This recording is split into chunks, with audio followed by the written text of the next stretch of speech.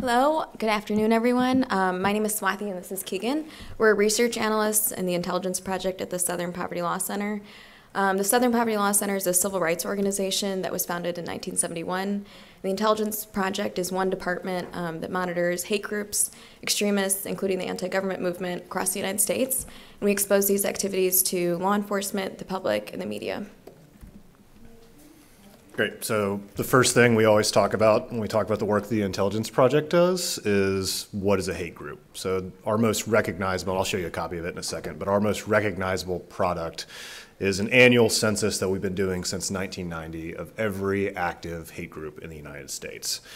And I usually take a little bit of time to talk about what a hate group is because it's something that gets reported out in different ways, but it's actually a definition that we came up with internally, some decades ago. I guess 1990 is when we first started doing it. So we define it at the SPLC as an organization that either based on its official statements, principles, the statements of its leaders, or its activities, has beliefs or practices that attack or malign an entire class of people based on immutable characteristics. So those are types of characteristics, for instance, race, gender, sexual orientation, gender identity, those types of categories. What's interesting about that definition is, it's a pass-fail test about whether you're attacking or maligning an entire class of people. We don't actually assign ideology to it until after we've made that determination. So the question always comes up, which ideologies do you track? I mean, there's the obvious ones that everyone thinks about when they hear hate group. We track the Ku Klux Klan, we track neo-Nazis, the types of people who have swastikas on their necks. We track skinheads like you'd see in American History X. But we also do, white nationalists, those who participate in organized hate religions like Christian Identity, black separatists, and then of course those who are closer to the mainstream, particularly in this day and age where anti-LGBT organizations and those who fit into a category called nativists, which Swathi actually works on very, very closely. So those are categories of people who demonize immigrants and particularly Muslims. This is what the hate list or the hate map looks like. This was the list for 2017. It actually tracks pretty closely with population as opposed to particular geographic areas, and it's pretty diverse in terms of where each group shows up. There were 954 hate groups active in 2017. Of those 954, there were also, in addition to the 954, there were also 689 anti-government groups. And the new numbers, just so you know, are going to come out in like 3 weeks. This is just kind of an unfortunate scheduling that we can't give you the brand new numbers, but they do go up. I would say that one of the important things, let me see. Okay, we're going to get to it in a second. So let me talk about hate in the digital age first, which is an increasing part of our work tracking these organizations. People ask what it looks like when we go into the office every day, and we literally listen to tons of hate radio. We imbibe all their materials, we read all their publications, we watch all their videos, and basically try to track and organize where these groups are, who's participating in what ways. Obviously, social media has had a tremendous impact on hate groups just the same way it has on everyone's day-to-day lives. The new and kind of interesting thing that's going on is we're basically seeing this situation where hate groups are a lot less hierarchical than they used to be. So in the past, you might have had Frank who led his Klan chapter, and then he had his 3 lieutenants who, maybe were in different geographic areas. They had meetings in their basements, and everyone knew who was in charge. The reality is that now that's not really the case as much. We have online propaganda websites that basically we see groups of individuals organizing around of their own accord. It's a lot more anonymous. Leaders are not always as explicit as they were. We're also seeing a lot more people spend an extended period of time online before they ever go and do anything in the real world. So for instance, you'll see people for weeks, months, sometimes years, sit in chat rooms, sit on forums, read website materials before they ever go into the real world to do anything. Now, that doesn't mean that there aren't traditional hate groups still out there. You know, it's more of a mix, and I think the most interesting kind of feature of it is it allows for a lot of what I would call ideological journeying. So you'll get a lot of people online who try out a lot of different fits in different organizations and different ideologies with different levels of extremity before they find themselves in one. So this is the trend graph for what hate groups have looked like since 2000. You know, I said there were 954 in 2017. They've gone up about 60% since the turn of the millennium. And like I said, new groups are going to be released in a couple weeks. There's already a question. Oh, sorry, go ahead. What's with the dip in 2014? So that is an excellent question, and I can't remember exactly why that happened. I suspect it has something to do with the election of President Obama or something that was taking place at that period. We see these groups react really rapidly to different political circumstances. So, for instance, we'll talk about in 2016 how we saw just a completely new energy come into the movement because of the rhetoric of President Trump from the get-go once he announced his campaign. They're really, really reactive, and it's not just when they're excited. I mean, they also get very disappointed when certain things happen. So it just depends. Sure. So firing is an integral part of the alt-right movement, and it's a simple way for a convert to become a committed supporter. Flyers also have the distinct ability to bring attention to the issue or organization while leaving the poster in the shadows. Since March of 2016, the SPLC has tracked 1,297 incidents of flyering across the United States by these hate groups, including on over 250 college campuses. In the words of prominent white nationalist Richard Spencer, people in college are at this point in their lives where they're actually open to alternative perspectives. I think you need to get them while they're young. This malleability, coupled with the design of college campuses as small, heavily trafficked areas, make them really lucrative recruiting sites for these groups. This is an example of a flyer by Patriot Front in Florida. We saw flyering and hate on campus experience spikes before and after the inauguration of Donald Trump, and there were three main groups leading these efforts. One, the white nationalist group Identity Europa, with close ties to Richard Spencer, which seeks to recruit students into its ranks of identitarians. Two, Vanguard America, a neo-Nazi group whose flyers implore white Americans to report undocumented immigrants and stop white genocide. And three, The Right Stuff, which hosts a really horribly anti-Semitic podcast which regularly mocks the Holocaust. Their flyers that they've disseminated say Donald Trump marks the first step in resurrecting white supremacy. We saw a very similar trend with hate crimes in that they've risen a lot over the last few years, but also before and after the inauguration of Trump. The FBI defines a hate crime as a criminal offense against a person or property motivated in whole or in part by an offender's bias. So this includes race, religion, disability, sexual orientation, ethnicity, gender, or gender identity. And each year across the United States, over 250,000 Americans are victimized by hate crimes. However, the FBI annually releases a report that details just between 5,000 and 6,000 hate crimes per year. So this vastly underestimates the issue for a number of reasons. One, in over half of hate crimes, the victim doesn't report it. Two, America's 18,000 law enforcement agencies, many of them do a poor job of collecting or categorizing this data. And three, the law enforcement agencies are actually not required to comply with the FBI's Uniform Crime Reporting Program. So this leads to really horrible results and less action. In 2016, of the 15,200 and some agencies that participated, 9 out of 10 reported 0 hate crimes. And the entire state of Mississippi, all agencies that participated reported just 7 hate crimes for the entire state. So the U.S. Justice Department's Bureau of Justice Statistics released a report that says actually 250,000 people are annually victimized, and this is based on their own National Crime Victimization Survey. The Center for the Study of Hate and Extremism released a report underscoring these findings. They examined 2017 police data on hate crimes from 38 jurisdictions across the United States and registered the highest number of total hate crimes in the 10 largest cities in more than a decade. Hate crimes reported to police in America's 10 largest cities rose 12.5% in 2017. This marks the 4th annual consecutive rise in hate crimes and the largest in the decade. Just to underscore some of what Swathi's saying, if you get interested in like where hate crimes don't get recorded, ProPublica has done some fantastic kind of visualizations of just where there are black holes in metropolitan areas where you don't see it. Like, it's inconceivable that there wouldn't be a hate crime in these population centers. Similarly to hate crimes, domestic terrorism comes up a lot because it's misunderstood a lot and misreported. You know, you see this come up a lot in news reports whenever there's a tragedy that takes place. But it's actually a pretty vexing issue. I mean, for one, there's a federal definition for what domestic terrorism is.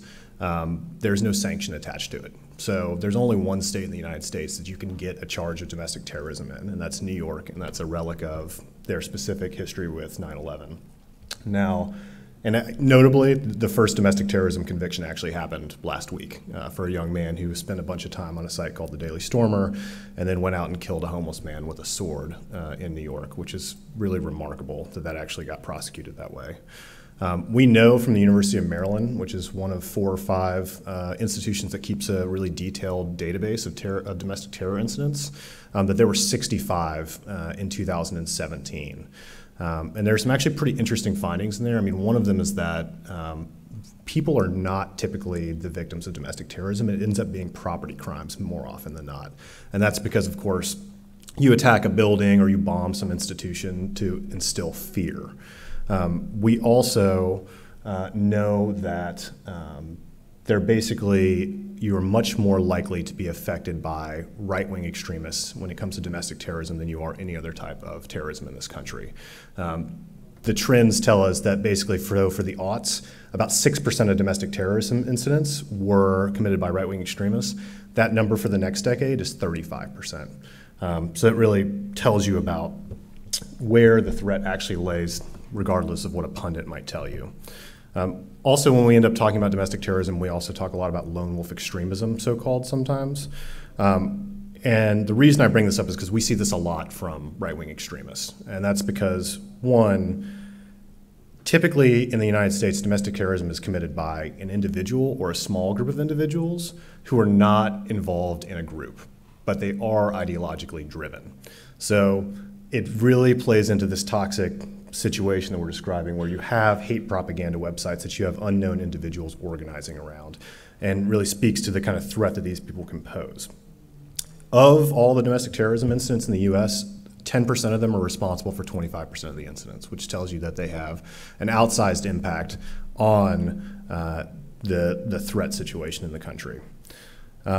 We also know that there is a strong connection, like I said, between right-wing extremists and domestic terror, and we've made an effort at counting that, particularly in recent years.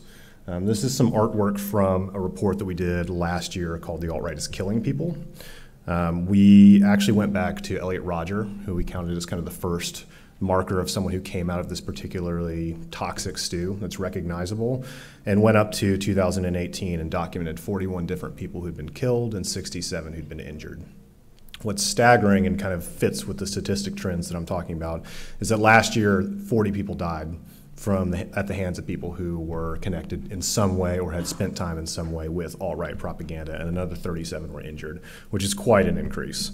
And the reason we kind of hypothesize and have researched and kind of believe this is happening is that, you know, a lot of these groups who put out this material are really, really good at harnessing reactionary reactionary white male resentment, which basically they create propaganda that creates a really coherent worldview, but it's a malicious one that seeks to kind of explain why your life circumstances are not as you thought they were supposed to be. You maybe expected things were going to turn out one way, and when they took a downward turn, you seek answers. And this propaganda is really, really good and effective, at least for a certain segment of the population, at assigning that blame to protected classes of people, so enemies of, or white supremacists' chosen enemies.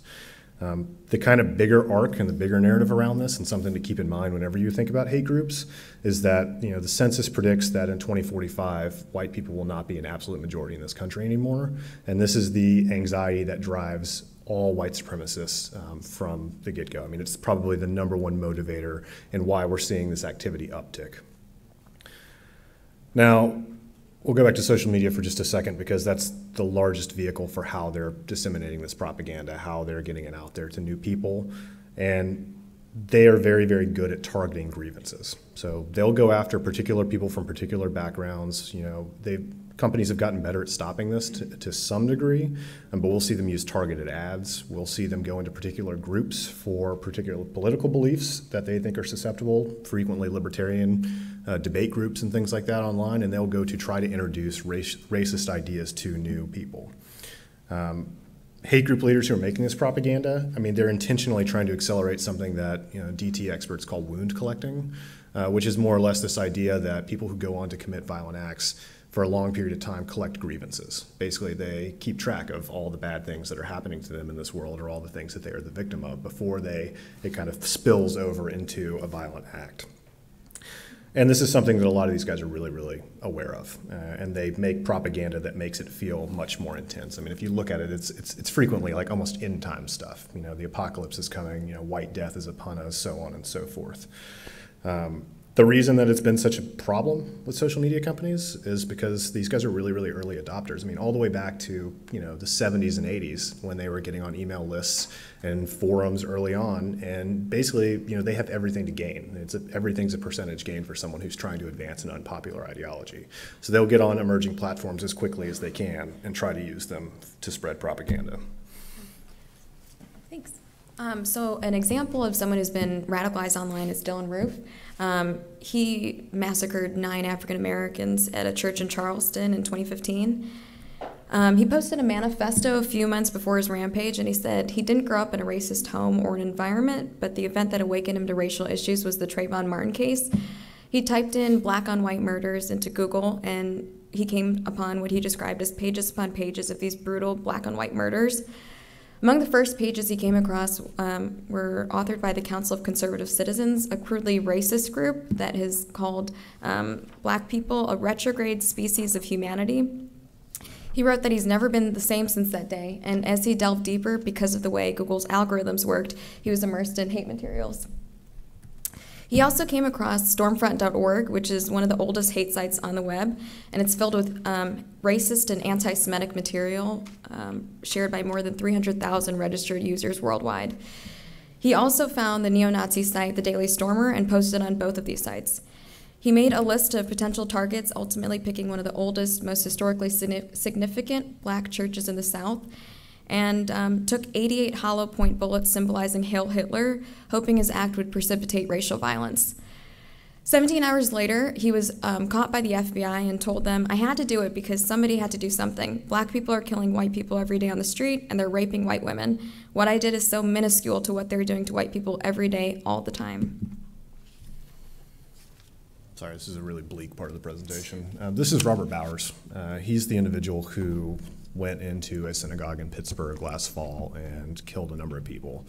The reason we're talking about him in the same conversation as Dylan Roof is because they actually had very similar paths when it comes to their online lives before they went and committed mass atrocity. Bowers had posted more than 700 times on a site called Gab in the year leading up to his attack. Now, Gab showed up as kind of a free speech social media platform around the time that large social media companies like Twitter and Facebook and so on started to begin content moderating in a much more serious way. Now, he actually posted on the platform minutes before he went into the synagogue and started shooting and said, something to the tune of, "Screw your optics, I'm going in." So he actually targeted a Jewish organization, the Hebrew Immigration Assistance Society, is that right? I think so. Which is interesting because you basically can look at this individual's social media engagement and see that he talked about things like white genocide, this idea that white people are a particular class of people who are facing a genocide in their own land. He talked about nativist themes, about the migrant caravan, about how we were under assault in our own country. He, of course, ascribed all of this blame to Jewish individuals and frequently talked about ideas like globalism and about how we're losing control of our country. And we saw all of those things basically distilled into one act of violence where he was able to kill 11 people and wound another 6 rather, in a single attack. It was the deadliest anti-Semitic incident in the U.S.'s history. This platform and his ability to be on it, he interacted with a number of known hate group leaders in the country, and it really underscores kind of the reality of, how difficult it is to track some of this activity. How do you know if someone's going to go and commit a violent act based on this material?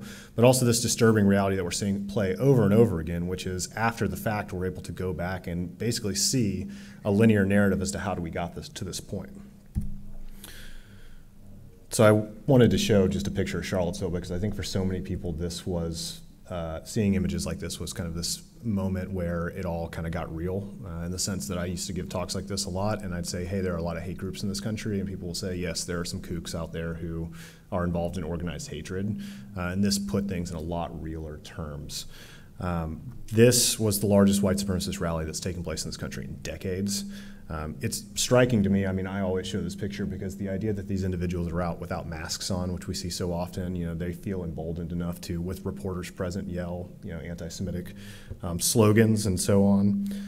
It's really staggering, and it also marked, I think, for a lot of tech companies in particular, a turning point in terms of taking this stuff more seriously, because this entire protest was organized on all the platforms that we enjoy. It was organized on Airbnb, on Uber, on Facebook, on Twitter. The reason they were able to mobilize this many people is because they had unfettered access to those platforms for months leading up to the event. And it really shows what some of the consequences can be if you let some of the worst of the worst. These are not your average user. And for us, in the aftermath, when we actually started seeing more meaningful content moderation, it kind of just underscored a disturbing trend that we've noticed, which is frequently, in order to get companies to move on this stuff, we have to be able to point to a dead body on the ground, which is very disturbing and has changed some. But I think it's always a reminder of what the moral consequences can be of inaction. Well, thanks. So as Keegan was saying, a lot of these groups have utilized these different social media platforms and internet platforms. Charlottesville was organized with Facebook, PayPal, Discord. The violent group, the Proud Boys, uses Facebook to vet applications, and they've seen an uptick in applications since the summer of 2018. For this reason and many others like it, 6 civil rights organizations came together this past year, including the Southern Poverty Law Center, to draft model policies for tech companies. I'm going to go through very briefly what those policies are, but I'll also let you know where you can read more about them after. We went over terms of service, enforcement, right of appeal, transparency, evaluation and training, governance, state actors, bots, and troll campaigns. Enforcement. The company will use the best available tools with appropriately trained and resourced staff, technological monitoring, and civil rights expertise to enforce the rules in a comprehensive and non-arbitrary manner. Right of appeal. The company will provide notice and a fair right of appeal to someone if their content is taken down. This is particularly important for creators of color. Transparency. The company will regularly provide robust transparency reports and data so that outside groups and researchers can effectively monitor the company's progress, study trends, and recommend improvements. Evaluation and training. The company will invest in its staff and training practices to ensure that it is providing sufficient resources to address the problem and regularly audit its practices. Governance. The company will make a clear commitment to the importance of this issue by designating a senior executive and a board of directors to address hate and discrimination on the platform. And finally, state actors, bots, and trolls. This is something that we saw especially during the 2016 election, 2018 election, and I'm sure we'll face again.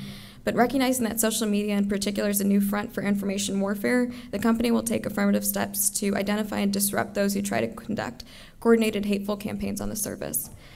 So there are a lot more details to these terms, which I think would bore you at this point, but if you'd like to read them in their entirety, changetheterms.org. There's also a Google form where you or your organization can sign on directly there, or you can email one of us. I think also we can take questions now. Bo?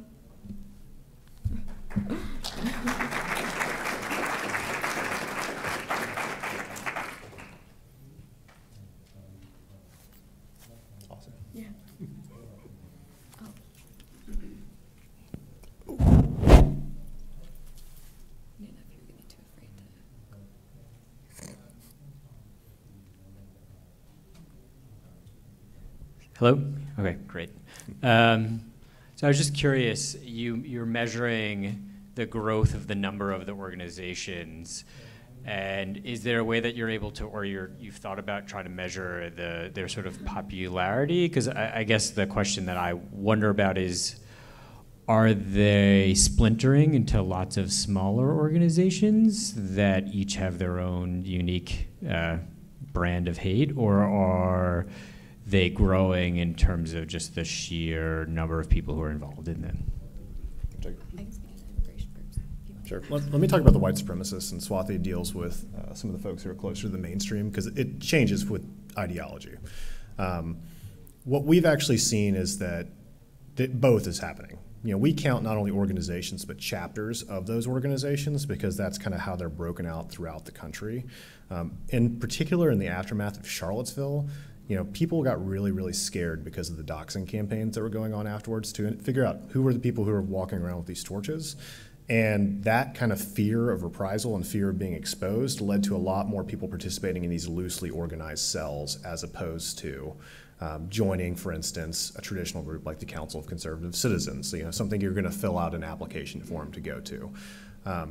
The reality is that the hate list is a good measure. It's the only measure I know that does something similar to it, but it's imperfect. I mean, in part because we have a team of 30 analysts who looks at this stuff, but there are groups who are way better at evading us than we are at finding them. So we just use it as almost a barometer for how many there are. And it's catch as catch can. I mean, sometimes you find out a group exists because you listen to minute number 95 of a 3-hour podcast and they say, oh, the Pittsburgh chapter sent us $20. Thanks for that.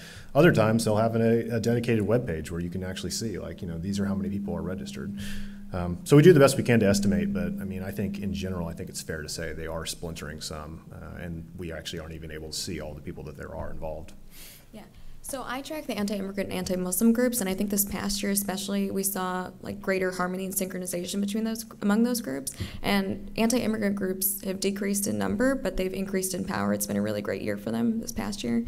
They accomplished a lot of their, TPS is gone, DACA is pretty much gone, the border wall is going up, but they've also gained more money and more membership with fewer groups. So it is an imperfect measurement, but I think it's something. And also in our annual magazine, we have analysis accompanying those numbers. So it's not just 20-some groups; it's these groups because of this reason. Yeah. Sure. Go ahead.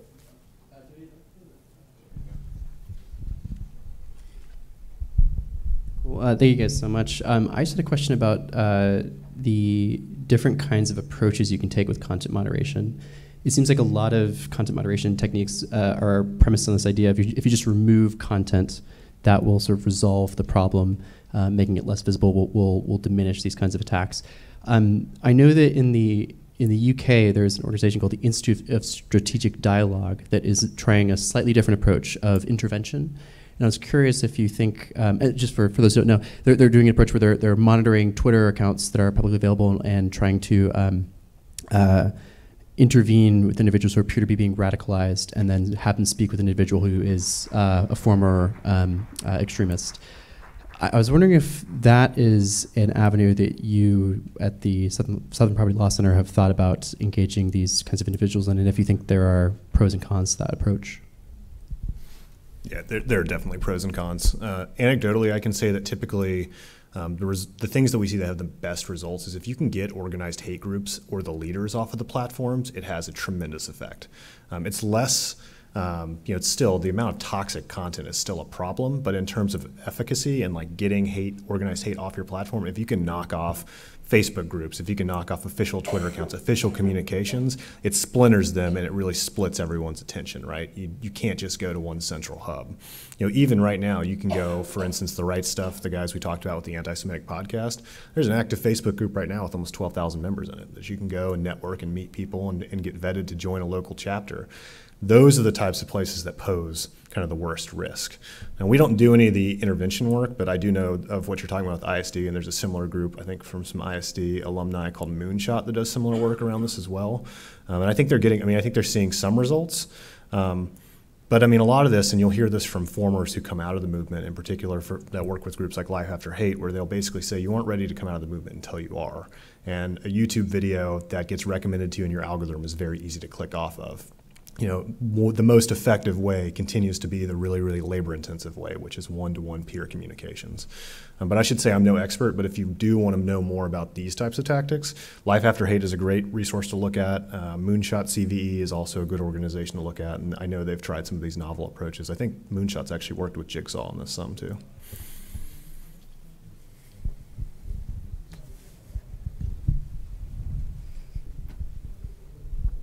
Hello. Hi, thank you for your presentation. I hope also, as a side note, that you are taking good care of your mental health going through all of this awful, toxic content.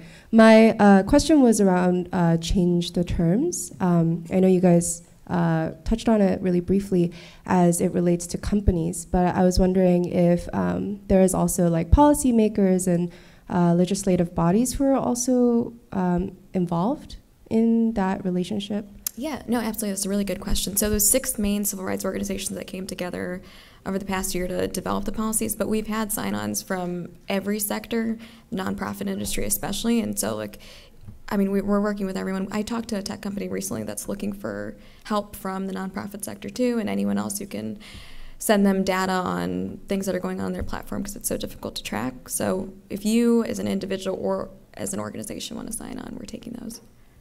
Was that your question? I think I was more interested in how the government might be using this data, or if they are the actual ones giving this or providing this data. For monitoring hate crimes or things like that. Okay, so I think the change of the terms policies are geared towards tech companies, especially social media platforms, as they relate to information warfare with our hate groups. Mm-hmm. So I don't think that the government would necessarily be directly involved with that. Are you thinking of actual government policies that we're trying to enact? Yeah. Okay. This is separate from that. Okay. Yeah. Cool. I will add, when these were getting drafted, I know we sat down and spoke, for instance, with German lawmakers around their law that they enacted around hateful content, and met with EU legislators as well to figure out, what the results they were having, with the legislation they passed, because many of these companies, of course, unique history with World War II and the Holocaust and so on, have laws in the books that this content's actually illegal. So they actually had their input involved in that as well. Well, thank you. So pass it over. Thanks for the very insightful presentation. So I have 2 kind of related questions. The first one is whether you're also looking beyond US, say, in other countries, especially in developing countries. The second one is kind of related to the first because just anecdotally, I have seen quite often in places like India, there may be a borderline hate speech where technically that whatever, let's say a politician said cannot be classified as hate speech, but that may be a subtle call for violence. Do you encounter those kinds of instances, and how do you handle those? So the answer to the first question is, we work with an entire council or table of organizations that do similar work in Europe. When it comes to our tracking and monitoring efforts, we're really only focusing on areas where there is connection between domestic U.S. groups and organizations in Europe, and that's actually more than you would expect. We don't have many people who speak multiple languages on the team, so we run into a lot of language barriers with these types of things. But to the amount that we can, we do that. When it comes to the borderline hate speech, it's really tough. For instance, there were tweets that came from our president throughout the last couple of years that come very close to hate speech. And, if it was coming from someone like Richard Spencer, it probably would be actionable. So we look at those and we try to, contextualize these things. I think in particular about a tweet during the presidential election, for instance, of a graphic that came from the American Renaissance Facebook page or from their website, which is a white nationalist website that is misinterpreting statistics on black crime. You do the best you can in those situations, but I think there is some credence to these debates around, preserving the public record of, officials saying these types of things. It definitely does cut both ways.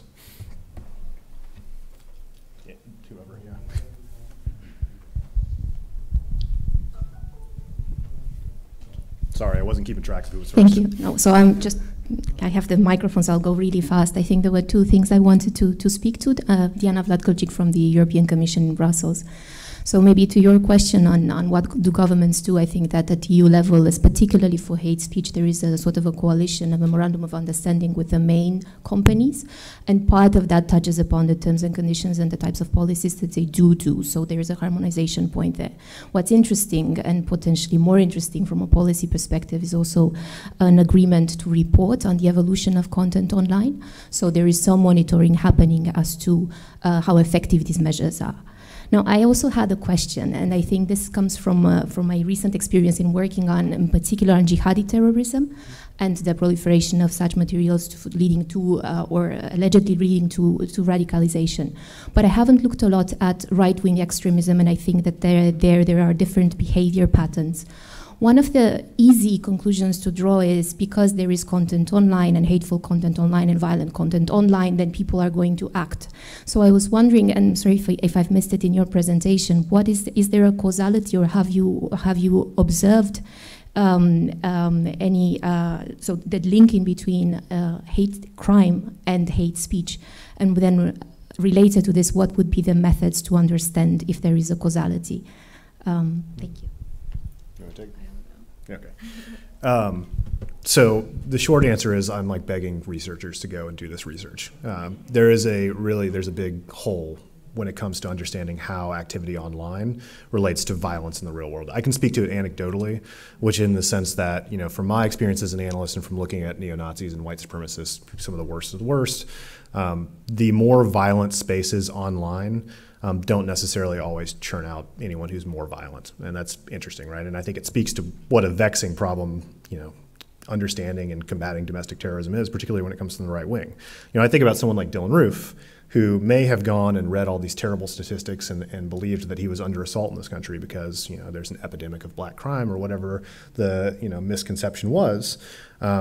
But that's not, that content that he's reading on the scale of right-wing propaganda that I look at every day is actually very light. I mean, it's not something like, for instance, an Iron March forum or a Stormfront, where you have literally manuals for how to make bombs and, plans for attacking water grids.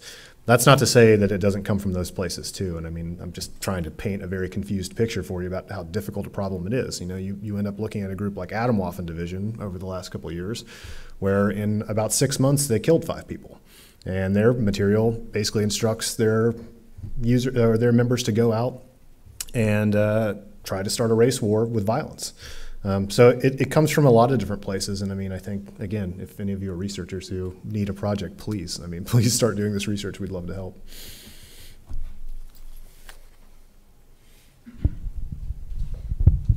Thank you for your presentation. Sanjar Kozobayev, Georgia Tech. I have a question regarding the Change the Terms initiative that you were talking about.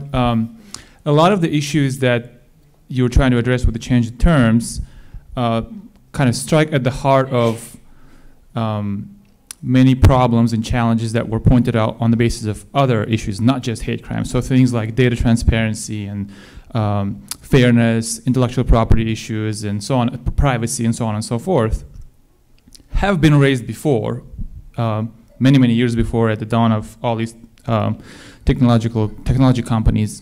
And I wonder, and a lot of these people who are kind of dealing with these issues right now, especially in the academic community, are having sort of a "I told you so" moment right now, right?